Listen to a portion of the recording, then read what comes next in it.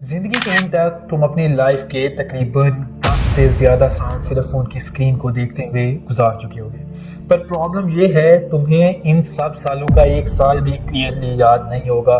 तो फ़ोन तुमसे क्या ले रहा है, सिर्फ तुम्हारा टाइम या तुम्हारी पूरी जिंदगी? तुम्हारा फ़ोन एक डिवाइस नहीं है, ये एक बिहेवियरल कंडीशनिंग सिस्टम है, एक पॉकेट साइज लेबोरेटरी जो तुम्हारी क्रेविंग्स को तुमसे बेहतर समझने के लिए डिज़ाइन हुआ है।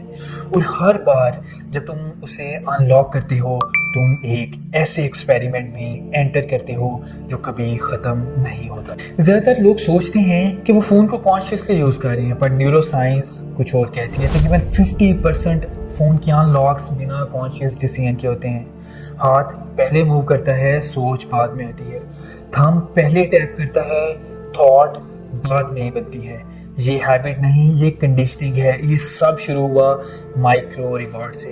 इतने छोटे डोपामिन बर्स्ट के तुम्हें महसूस करने मुश्किल से होते हैं, पर इतने कंसिस्टेंट कि तुम्हारे ब्रेन पावलोव के डॉग्स की तरह बिहेव करना शुरू कर देते हैं। बेल बजती थी, वहाँ डॉग का स्लाइव आता था। जहाँ नोटिफिकेशन आता है और तुम्हारा ब्रेन एंटिसिपेट करता है। तुम अनलॉक करते हो, तुम स्क्रॉल करते हो, तुम चेस करते हो, फिर रिपीट। तुम फ़ोन को रिस्पॉन्ड नहीं कर रहे होते, तुम अपने अंदर की एंटिसिपेशन को रिस्पॉन्ड कर रहे होते हो। और इन सारे सालों के स्टैटिस्टिक्स एक और गहरा असर दिखाते हैं। तुमने सिर्फ अपना वक्त नहीं खोया, तुमने मेमोरी भी खो दी, क्योंकि मेमोरी मीनिंग से बनती है, माइक्रो रिवार्ड से नहीं। एडिक्शन कभी अनाउंस नहीं होती, वो चुपचाप आती है उन छोटी आदतों में जिन्हें तुम नॉर्मल समझकर इग्नोर करते हो। डिजिटल एडिक्शन सबसे इनविजिबल एडिक्शन है, क्योंकि ये नॉर्मल लाइफ जैसी लगती है। चलो देखते हैं वो माइक्रो एडिक्शंस जिन्हें तुम कभी एडिक्शन के नाम से पहचानते हो। हर चंद मिनट्स बाद एक छोटा सा खिंचाव महसूस होता है, एक मेंटल एज, कोई बड़ी फीलिंग नहीं, बस एक हल्की सी आवाज़। फ़ोन को चेक करो।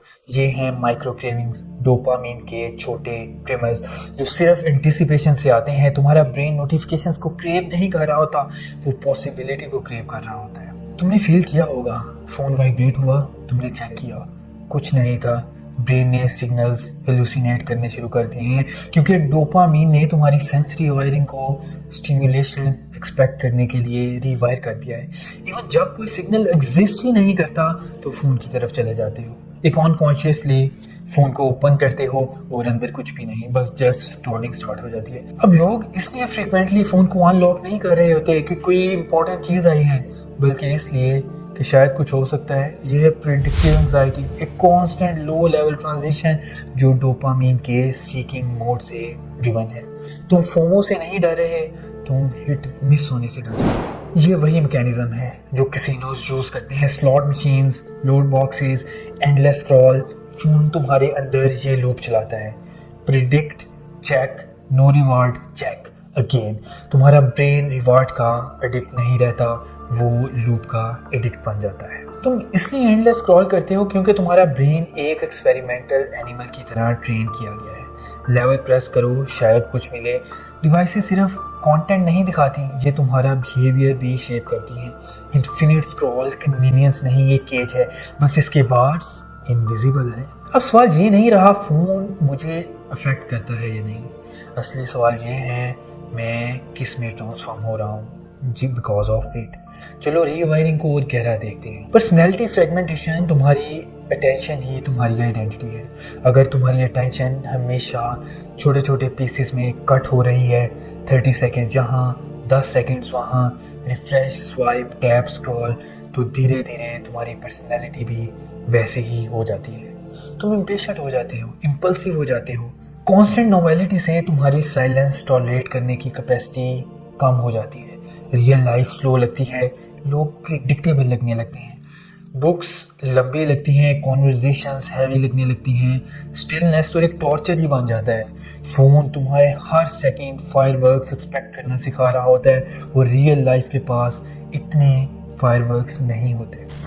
हर क्लिक जो तुम करते हो मशीन को तुम्हारी एक छोटी सी डिटेल देता है, तुम्हारी इंटरेस्ट, तुम्हारे फियर्स, तुम्हारी लोनलीनेस, तुम्हारी डिज़ायर्स, तुम्हारी इनसिक्योरिटीज़। फिर वो तुम्हारा एक डिजिटल मिरर बनाता है, एक एल्गोरिथमिक वर्जन ऑफ यू, और उसी वर्जन को तुम्हें वापस फीड करता रहता है जब तक तुम धीरे धीरे वैसा इंसान बनने नहीं लगते जो सबसे ज़्यादा स्क्रॉल करता है। तुम सोचते हो कि तुम चूज़ कर रहे हो क्या देखना है, रियलिटी में तुम इतने प्रेडिक्टेबल हो चुके हो कि एल्गोरिदम तुम्हारे लिए डिसाइड कर सकता है कि तुम क्या देखोगे। एग्जिस्टेंशियल कॉन्सिक्वेंस ये है, तुम धीरे धीरे ये बन रहे हो जो कुछ भी तुम्हारी अटेंशन को सबसे पहले ग्रैब कर ले। ना वो जो तुम सोचते हो, ना वो जो तुम कॉन्शियसली चूज करते हो, ना वो जो तुम बिलीव करते हो, तुम रिएक्शन का टोटल बन जाते हो।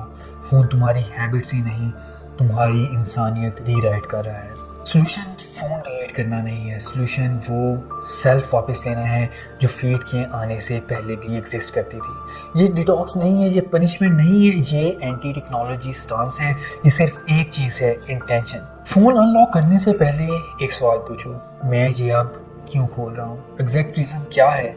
अगर रीज़न नहीं है, फ़ोन तुम्हें एक दे देगा और वो तुम्हारा चोजन रीज़न नहीं होगा। डिवाइस तुम्हारी इंटेंशन सर्व करे, तुम्हारा इम्पल्स नहीं। तुम्हारा फ़ोन मोमेंट्स लेता है, लेकिन मोमेंट से नहीं लाइफ बनती है।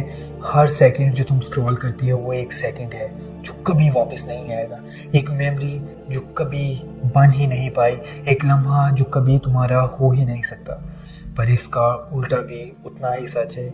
एक मोमेंट को रिक्लेम करो और तुम खुद को रिक्लेम करना शुरू कर दोगे। तुम फीड का नोड नहीं हो, तुम एल्गोरिदम्स का प्रोडक्ट नहीं हो, तुम रिएक्ट करते हुए लाइफ गुजारने के लिए नहीं बने हो, तुम जीने के लिए बने हो, चूज करने के लिए, इतना प्रेजेंट होने के लिए कि तुम्हें अपनी एग्जिस्टेंस का धड़कना महसूस हो। ये सब शुरू होता है एक मोमेंट से, एक सांस से, एक एक्ट ऑफ अवेयरनेस से। इसी तरह तुम डोपामिन ट्रैप से बाहर निकल सकते हो और वापस लौट सकते हो अपने खुद के माइंड की तरफ। Today this was all from me.